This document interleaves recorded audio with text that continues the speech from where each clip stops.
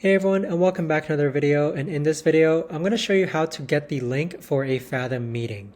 So this video is going to be particularly useful for individuals who are using Fathom, Fathom.video in particular. Now, this video is going to be short, sweet, and simple, guys. There's not going to be a lot of steps involved. But first, what you're going to do is that you're going to hop onto your Fathom. And then with that, you're going to have all your recorded meetings here. You're going to click on the meeting that you've just recorded. And then with that, you want to click on this share option. Once you click on the share option, you'll be able to invite users and emails to this recording. Now with that, you could also click on this right here, copy link.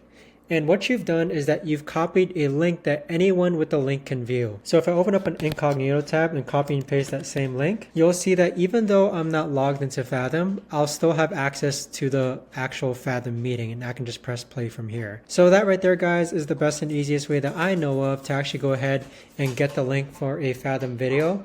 If you guys know of a better or easier way to actually do this, let me know in the comments down below. I would love to know. Thanks so much for watching, everyone, and I'll see you guys all in the next video.